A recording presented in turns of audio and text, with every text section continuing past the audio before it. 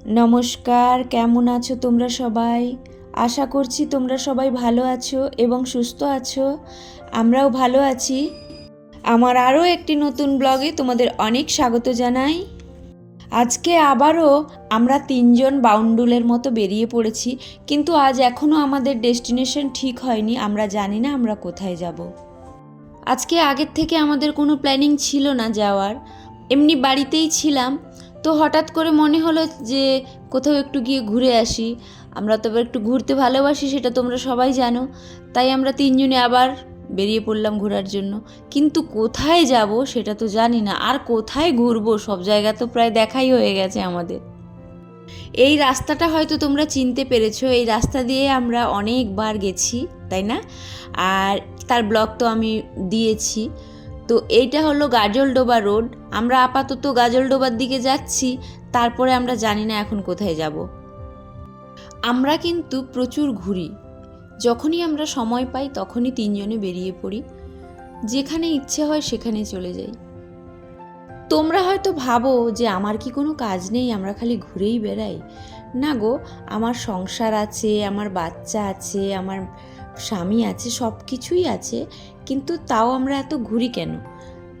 সব কাজ কর্ম সামলে যদি হাতে একটু সময় পাওয়া যায়, সেই সময়টুকু আমরা ঘুরে বেড়াই। আমাদের খুব ভালো লাগে। দুঃখ, কষ্ট, যন্ত্রণা সবারই কিন্তু আছে। আজকের ডেটে দাঁড়িয়ে কেউ কিন্তু বলতে পারবে না আমি সব দিক থেকে সুখী। এই কথাটা খুবই বিরল, কারোর মুখ থেকে এই কথাটা কিন্তু তোমরা শুনতে পাবে না। আমি মনে করি যার জীবনে যতই দুঃখ কষ্ট থাকুক না কেন, যতই অভাব থাকুক না কেন, প্রাণ খুলে বাঁচো, আনন্দ করে বাঁচো, জীবনটাকে উপভোগ করো। তোমরা কিছু দেখতে পাচ্ছ কি? এটা কিন্তু এই নদীটা এর আগেও তোমাদের দেখিয়েছি। এই নদীতে কত জল ছিল, সেই জলের তোমরা দেখেছো। এটাই সেই নদী, এই যে তিস্তা নদী। এই কিছুদিন আগে হরপা বান যেখানে হয়েছে, কত কাঠ ভেসে এসছে, কত ডেড বডি ভেসে এসছে, কত আর্মিদের তোমার গাড়ি প্লাস ওদের বডি, কত কিছু রয়েছে না? আমরা কিন্তু কেউ জানি না আমরা আজকে বেঁচে আছি এই মুহূর্তে। কাল সকালের সূর্যটা আমরা দেখতে পাবো কি না সেটা কিন্তু আমরা কেউ জানি না। তাই আমি মনে করি যে আমি যতক্ষণ বেঁচে থাকবো, আমি এভাবে হেসে খেলে আনন্দ করেই কাটাবো। তোমাদের সাথে গল্প করতে করতে বেশ অনেকখানি চলে এসেছি। আমি কিন্তু এখনও জানি না আমরা কোথায় যাচ্ছি। হয়তো আমার হাজব্যান্ড জানে, ও আমাকে বলেনি। তো আমারও বেশ ভালোই লাগছে। কি ভালো লাগছে তোমরাও দেখো, চারপাশে খালি সবুজ আর সবুজ। আমি তো ঘুরতে ভালোবাসি, সেটা তোমরা সবাই জানো, কিন্তু আমার থেকেও বেশি আমার মেয়ে ঘুরতে ভালোবাসে। খুব ভালোবাসে ও ঘুরতে। স্কুল ছুটি থাকলে আর ওর পড়ার চাপটা যদি একটু কম থাকে, তাহলে ব্যাস ওর বাবা বাড়িতে থাকলেই হয়। বাবা ঘুরতে নিয়ে চলো বা মা ঘুরতে নিয়ে চলো, এরকমই করতে থাকে ও। ঘোরার বায়নাটাই একটু করে, না হলে আর কোনো বায়না করে না। অনেক বাচ্চারা যেরকম বাইরে নিয়ে গেলে এটা কিনে দাও ওটা কিনে দাও, অনেক কিছুই বায়না করে থাকে। ওর কিন্তু এরকম বায়না নেই। খালি একটা জিনিস, যদি আইসক্রিম দেখে তাহলে হয়তো বলে আমাকে একটু আইসক্রিম কিনে দাও। তাছাড়া ওর আর কোনো বায়না নেই। ও খালি বলবে আমাকে একটু ঘুরতে নিয়ে চলো, ব্যাস। ওকে যদি কোথাও ঘুরতে নিয়ে যাওয়া হয় ও খুব খুশি। ও ঘুরবে, এগুলো দেখবে, রাস্তাঘাট দেখবে, গাছপালা দেখবে, এইসব খুব ও ভালোবাসে। গল্প করতে করতে আমি কিন্তু অনেকখানি চলে এসেছি। আর আমার হাজব্যান্ড বলল সামনে নাকি একটা মন্দির রয়েছে, আর এই মন্দিরের নাকি একটা বিশেষ মাহাত্ম্য রয়েছে। তো এই মন্দিরটার নাম হলো মহাকাল মন্দির। এখানে নাকি প্রত্যেক দিন ভোরবেলা অনেক হাতি এসে শিব পুজো করে। তোমরা তো দেখতেই পাচ্ছ চারিপাশে ঘন জঙ্গল, আর সেই জঙ্গলে হাতি থাকাটা তো স্বাভাবিক, এটা তো নতুন সেরকম বড় কিছু ব্যাপার না। কিন্তু একটা ইন্টারেস্টিং ব্যাপার হলো, এখানে প্রত্যেক দিন হাতি এসে ভোরবেলা পুজো করে, সুঁড়ে করে জল নিয়ে এসে শিবজিকে স্নান করায়, তারপর পুজো করে। এটা একটু বেশ কেমন না, শুনতে খুব ভালো লাগলো। কয়েকজন আবার এটাও বলছিল যে এখানে নাকি শুধু ভোরবেলা না, দিনের বেলাও যখন তখন হাতি আসতে পারে। আমার হাজব্যান্ড তখন বলল যে বেশিক্ষণ এখানে থাকতে হবে না, তাড়াতাড়ি চলো। তো আর এই মন্দিরটাও নাকি ভীষণ জাগ্রত। আমি ভাবলাম এখানে কিছুক্ষণ বসবো, একটু ফটো তুলবো, ভিডিও করব। আমার হাজব্যান্ড এখানে বসতেই দিল না, বলল তাড়াতাড়ি চলো। এখানে নাকি ভয় আছে হাতির, বাইসনের বেশি ভয়। বাইসন নাকি যখন তখন ওই যে এই রাস্তার এই পারের জঙ্গল থেকে ওই পারে যায়, তো তখন ওরা রাস্তায় বেরোয়। আর রাস্তাঘাটে তখন না, যদি হয়তো লোকজন যাতায়াত করে তখন তো ওদেরকে মেরে ফেলতে পারে, তাই না? আমার হাজব্যান্ড আবার বলল এত দূর যখন চলেই এসেছি, চলো সামনে মূর্তি, ওখানে থেকে ঘুরে আসি। আমি তো ভাই চিনি না, আমাকে যেখানে নিয়ে যাবে আমি সেখানেই যাব। আমি বললাম হ্যাঁ চলো। ঘুরতে ঘুরতে যখন আমরা এত দূর চলেই এসেছি, তাহলে মূর্তিটা আর বাকি রাখি কেন, মূর্তিটাও ঘুরে নিই। বাহ, এখানে নদীর ধারে বেশ সুন্দর পিকনিক স্পট বানিয়ে রেখেছে, বাহ সুন্দর তো।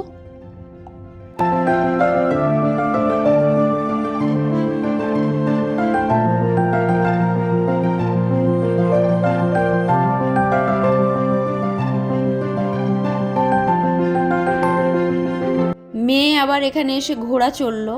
ও ঘোড়ায় বসতে চায়নি, ও তো ভয় পাচ্ছিল। ওর বাবা বলল কি না, একটু ঘোড়ায় বস, দেখবি ভালো লাগবে। তো ওর বাবাই ওকে ধরে ধরে নিয়ে যাচ্ছিল ওর ভয় কাটানোর জন্য।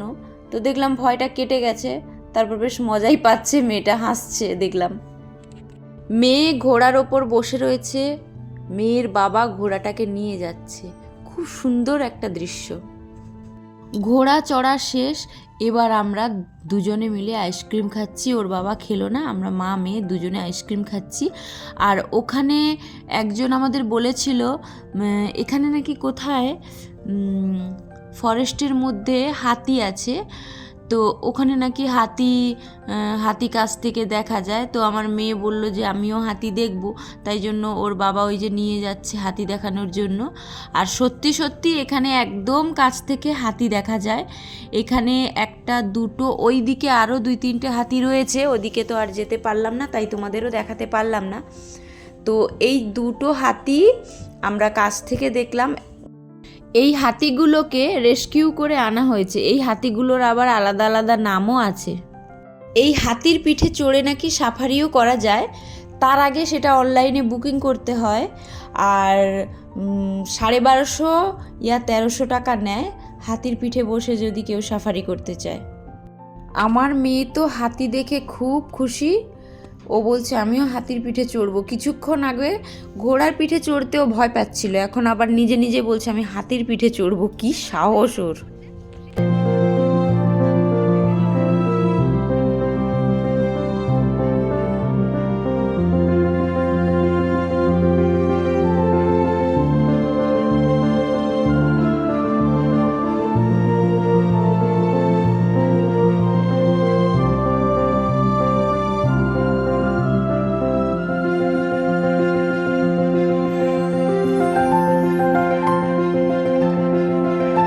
ওদিকে হাতিটাতি দেখার পর এদিকে দেখলাম এই দিদিভাইরা, এরা কি সুন্দর জুটের পাপোশ, হ্যান্ডব্যাগ, তারপর ম্যাট্রেস, এই সব কিছু বানাচ্ছে। তো আমার খুব দেখে ভালো লাগলো। আমি আবার এখান থেকে একটা ব্যাগ নিলাম আর একটা পাপোশ নিলাম। আমার তো এমনিতেই জুটের জিনিস খুব পছন্দ, তাই এখান থেকে নিয়ে নিলাম দুটো।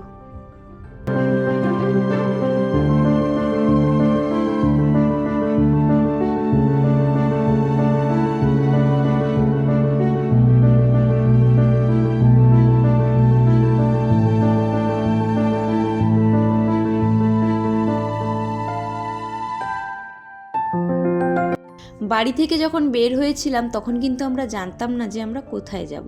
তো যাই হোক, এখানে আমাদের আজকের দিনটা বেশ ভালোই কাটলো। অনেক জায়গা ঘুরলাম, অনেক কিছু দেখলাম, অনেক মজা করলাম। আর এখন আমাদের বাড়ি ফেরার পালা। আমি আমার এই ব্লগটা এখানেই এখন শেষ করব।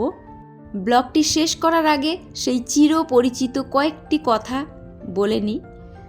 আমার এই ব্লগটি যদি তোমাদের ভালো লেগে থাকে তাহলে কিন্তু লাইক, কমেন্ট, শেয়ার অবশ্যই করবে। আর যারা এখনও পর্যন্ত আমার চ্যানেলটিকে সাবস্ক্রাইব করোনি তারা কিন্তু সাবস্ক্রাইব করে দিও, তোমরা সবাই ভালো থেকো এবং সুস্থ থেকো, আর আমাকে অনেক অনেক অনেক সাপোর্ট করো। আর আমার নেক্সট ব্লগের জন্য তোমরা কিন্তু অপেক্ষা করো। আবার তোমাদের সাথে দেখা হচ্ছে এর পরের একটি নতুন ব্লগে। তাহলে আজকের মতো এখানেই, টাটা।